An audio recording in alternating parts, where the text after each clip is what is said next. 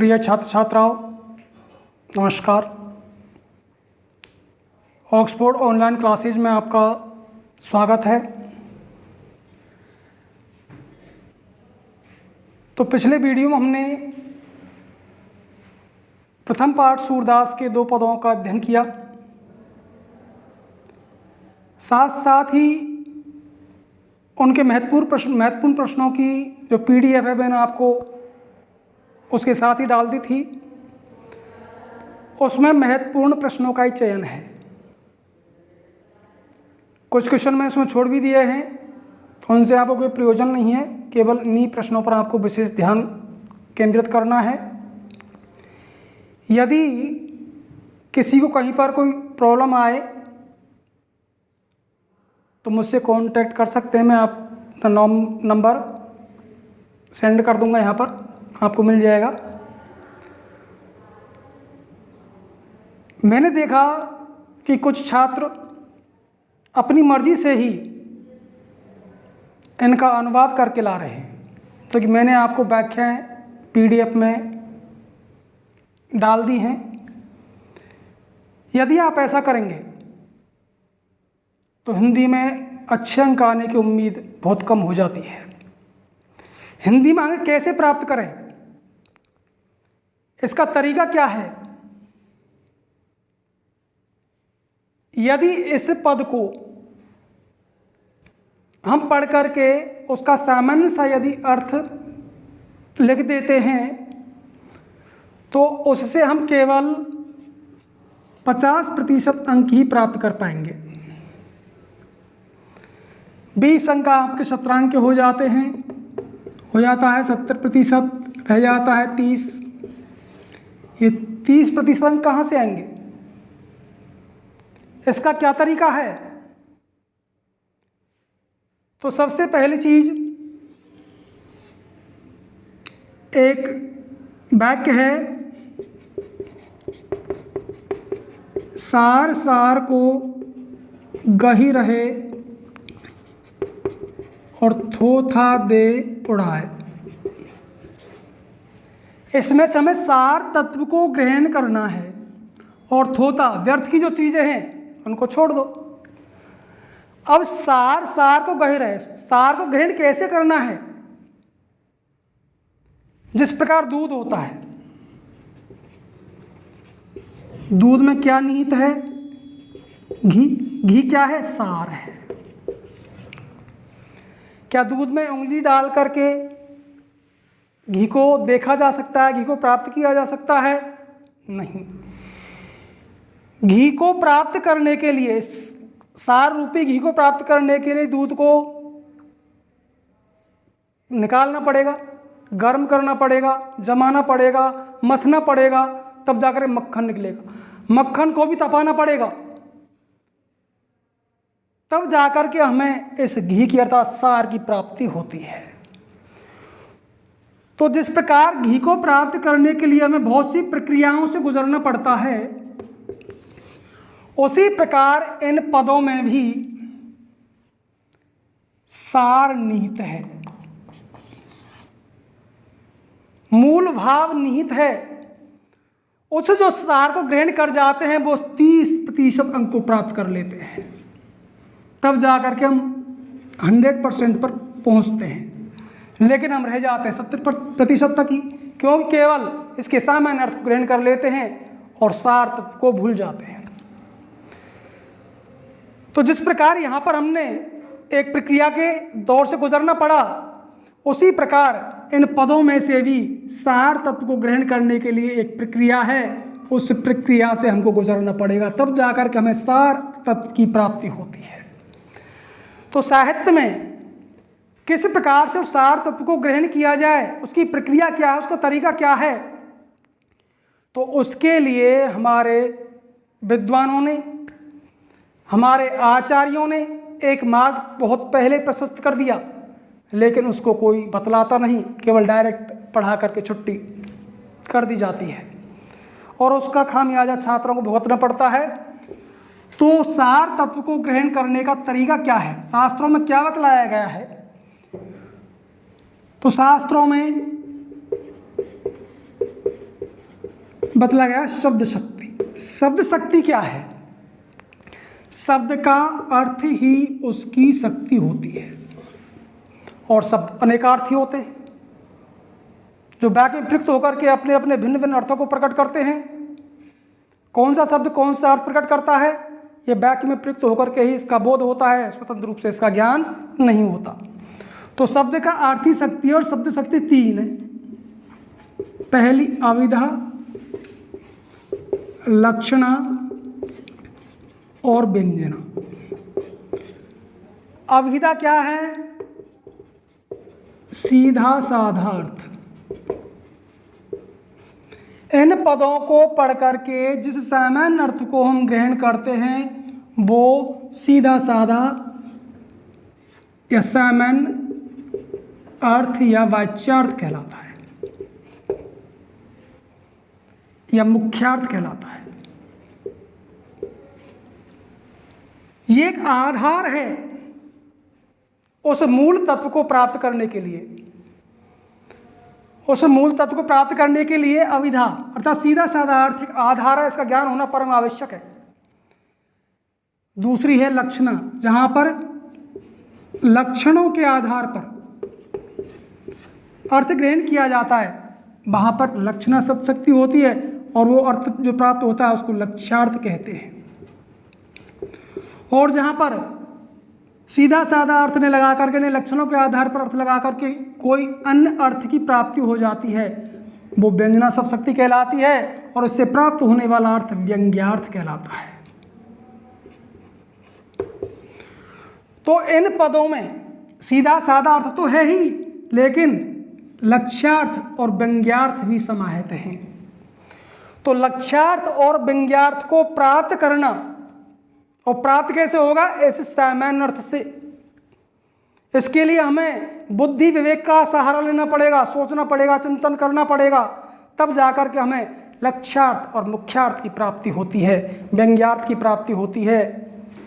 तो इसी प्रक्रिया से हमको सार तत्व को ग्रहण करने के लिए चलना पड़ेगा, तब जाकर के हम सार तत्व पर पहुँचते हैं। और इस पद में दो प्रकार से सार तत्व प्राप्त होता है, भाव। भाव के अंतर्गत इस सामान्य अर्थ जिसमें सीधा साधा अर्थ, लक्ष्यार्थ और व्यंग्यार्थ की प्राप्ति होती है। दूसरा चैप्टर आता है जिसमें व्याकरण संबंधी चीजें आती हैं।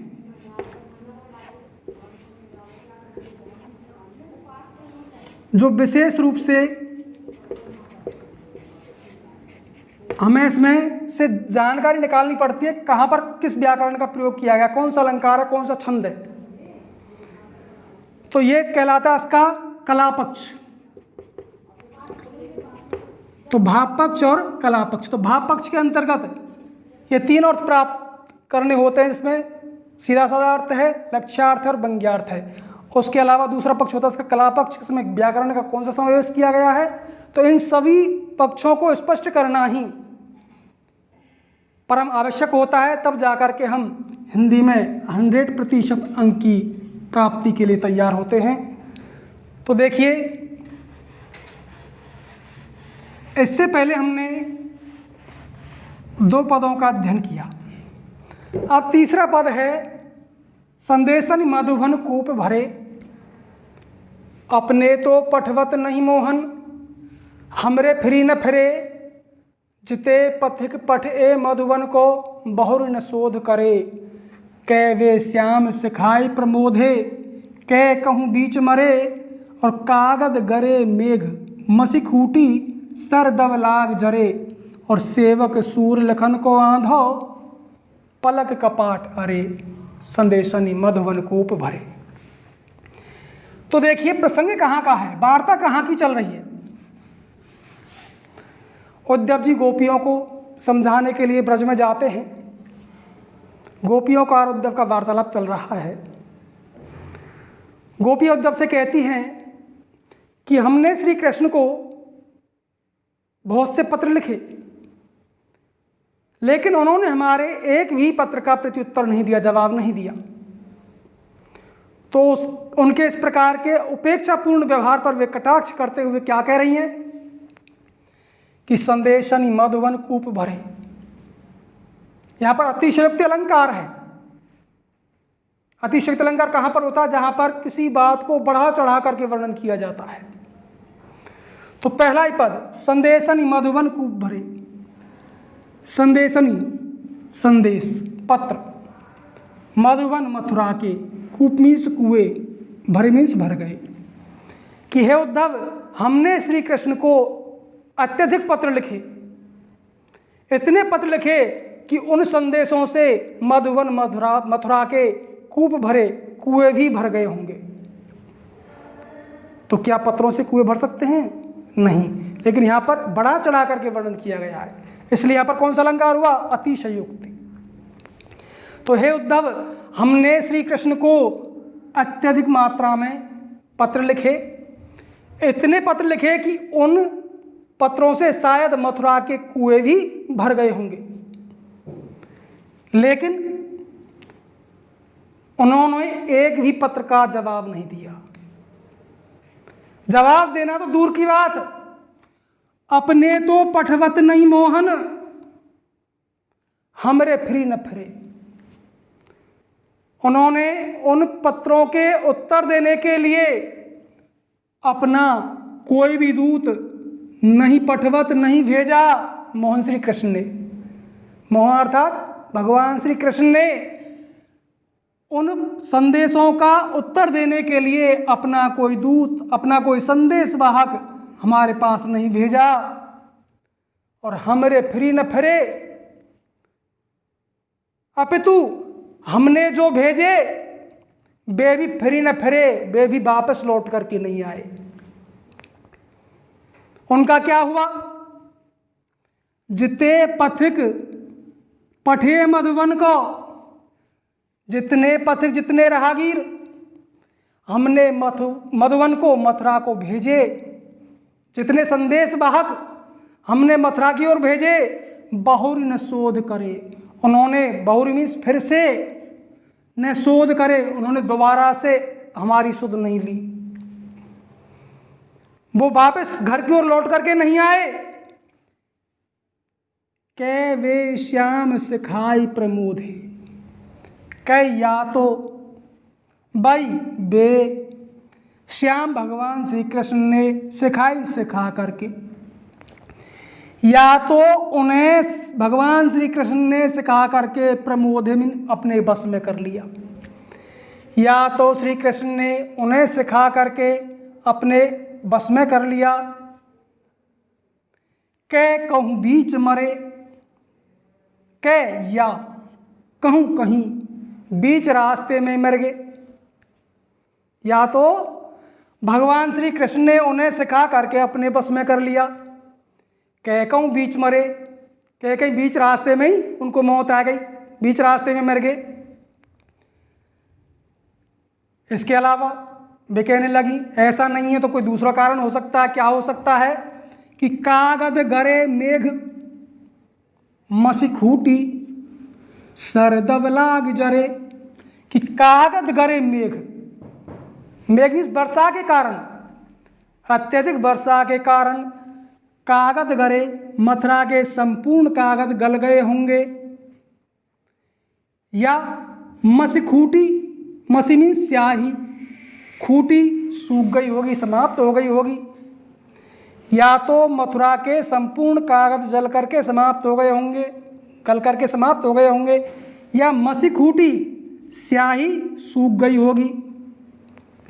या सर दबलाग जरे, या सर सरकंडे, जिनके द्वारा कलम का निर्माण किया जाता है, पत्र लिखा जाता है, वह कलम दब लाग जरे। दब मीन्स अग्नि, अग्नि कौन सी? दावाग्नि, जंगल की आग। वे सरकंडे जिनके द्वारा कलम का निर्माण किया जाता है, वे सभी जंगल की आग में जल करके नष्ट हो गए होंगे, जिसके द्वारा कलम का निर्माण नहीं हुआ होगा और पत्र का प्रत्युत्तर नहीं दिया गया होगा।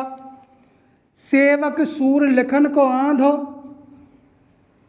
अंत में सूरदास जी गोपियों के माध्यम से कहते हैं कि भगवान श्री कृष्ण का जो सेवक है, कैसा सेवक है? लिखन, लिखने वाला, संदेश लिखने वाला जो श्री कृष्ण का सेवक है, वो लेखन को आंध हो, वो अंधा हो गया हो या आंधा हो, जिसको दिखाई नहीं देता हो।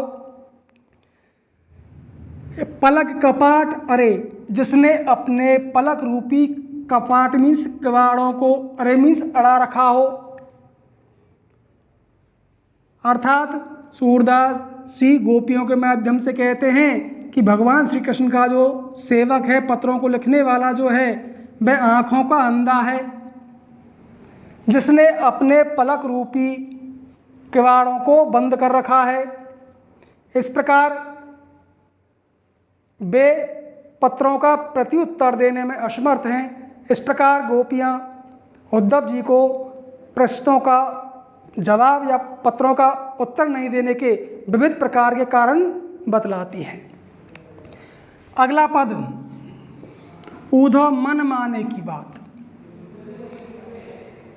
ऊधो मन माने की बात, दांक छुआरा छाड़ अमृत फल विष कीरा विष खात, और ज्यों चकोर को दे कपूर को उत्तज अंगार अघात, और मधुप करत घर फोर काठ में बंधत कमल के पात, और ज्यों पतंग हित जाने आपनो दीपक सो लपटात, और सूरदास जा को मन जासो सोई ताही सोहात। देखिए, उद्धव जी निर्गुण परम ब्रह्म के उपासक थे, ज्ञान मार्गी थे। वो भगवान श्री कृष्ण को परम ब्रह्म परमेश्वर नहीं मानते थे, वो एक सामान्य मानव उन्हें मानते थे। तो जब उद्धव जी भगवान श्री कृष्ण के पास मथुरा आते हैं, तो वो देखते हैं कि उद्धव को अपने ज्ञान पर बड़ा अहंकार है। तो भगवान उनके अहंकार का मर्दन करने के लिए, उसके घमंड को तोड़ने के लिए उनसे निवेदन करते हैं कि हे भैया उद्धव, गोपियाँ ब्रज में मुझे ईश्वर का अवतार मान करके मुझसे प्रेम करती हैं, और मेरे वियोग में वहाँ पर वो बड़ी दुखी हैं। आप ब्रज में जाइए, गोकुल में पहुँचिए और उन्हें ज्ञान का उपदेश दे करके समझाइए। तो जब उद्धव जी गोपियों के पास आते हैं और गोपियों से कहते हैं कि हे गोपियों,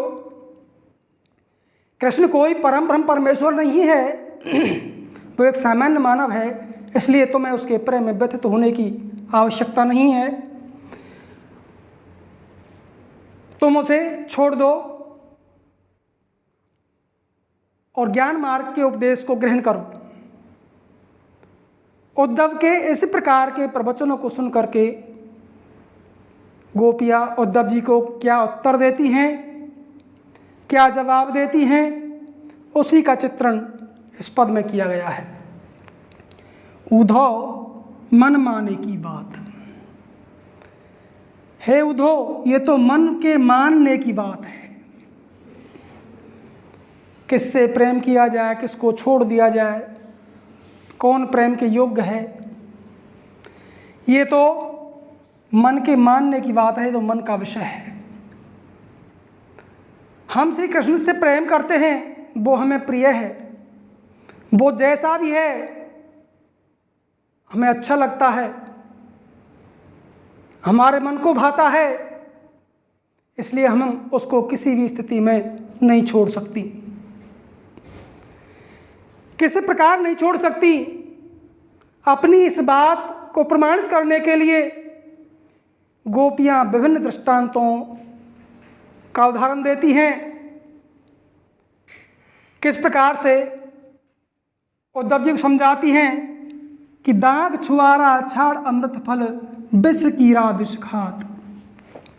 कि हे उद्धव, जिस प्रकार विष कीरा जहरीला कीड़ा जो विष को खाता है, जहर को खाता है, उसको दाग छुआरा छाड़ अमृत फल। जो विष का कीड़ा, जहरीला कीड़ा है, वो अमृत फल अमृत के समान दाग छुआरा, जैसे अमृत तुल्य फलों को छाड़ी में छोड़ करके विष खात विष को ही खाता है। अर्थात जहरीले कीड़े को अमृत के समान दाग छुआरा इत्यादि फलों को खाने के लिए दिया जाए तो वह उनका परित्याग करके, उनको छोड़ करके विष खात जहर का ही भक्षण करता है। क्यों? क्योंकि वह विष कीड़ा उस विष से ही प्रेम करता है, उसे विष ही अच्छा लगता है, तभी वह दाग छुआरे जैसे अमृतुल्य फलों का परित्याग करके विष का ही भक्षण करता है।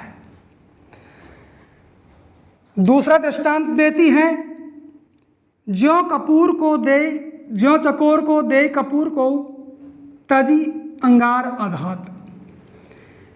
जिस प्रकार चकोर पक्षी जो अंगार का भक्षण करता है और उस चकोर पक्षी को दे कपूर कोई कोमिस कोई कपूर अत्यधिक शीतलता प्रदान करने वाला कपूर चुगने के लिए दे तो वह तजी उसका परित्याग करके केवल अंगारों का ही आघात मीन्स भरपेट भक्षण करता है, अत्यधिक मात्रा में भक्षण करता है। क्यों करता है? क्योंकि वह चकोर पक्षी अंगारों से प्रेम करता है, इसलिए वह शीतलता प्रदान करने वाले इस कपूर का परित्याग कर देता है, क्योंकि वह इससे प्रेम करता है, इसके मन को अंगारी अच्छे लगते हैं। अगला दृष्टांत देती है कि मधुप करत घर फोरी काठ में बंधत कमल की पात। जिस प्रकार मधुप भंवरा काठ में से लकड़ी में फोड़ करके घर करत अपना घर बना लेता है, जिस प्रकार भंवरा कठोर लकड़ी को काट करके उसमें अपना घर का निर्माण कर लेता, अपना घर बना लेता है, वही भंवरा प्रेम के कारण कमल के पात मीन्स कोमल पत्तों में बंध हो जाता है। वही भंवरा अत्यधिक प्रेम के कारण कमल के पत्तों में बंध जाता है। ज्यों पतंग हित जाने आपनो दीपक सो लपटात। आगे और दृष्टांत देते हुए गोपियाँ कहती हैं, ज्यों पतंग हित जाने आपनो, जिस प्रकार पतंगा हित जाने आपनो अपना हित जान करके, अपना कल्याण समझ करके दीपक सो लपटात, दीपक की लौ से लिपट जाता है, अर्थात अपने आप को दीपक की लौ पर न्योछावर कर देता है। क्यों करता है? क्योंकि वह पतंगा दीपक से प्रेम करता है, स्नेह करता है। वर्तमान समय हम देखें, बरसात का समय है, दीपक जलाते हैं संध्या के समय, दीपक पर पतंगा आकर के मंडन लगता है, उस पर जलकर नष्ट हो जाता है। क्यों आता है? क्योंकि वह पतंगा उस दीपक की लौ से प्रेम करता है। उस प्रेम के कारण ही वह अपने आप को उस दीपक की लौ पर न्योछावर कर देता है। सूरदास जाको मन जासो सोई ताही सुहात।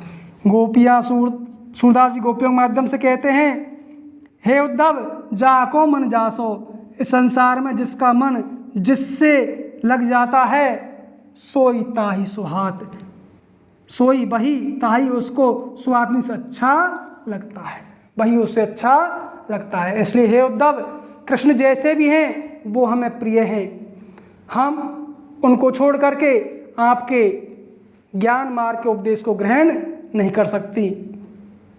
इस प्रकार उद्धव और गोपियों का प्रसंग यहाँ पर समाप्त होता है।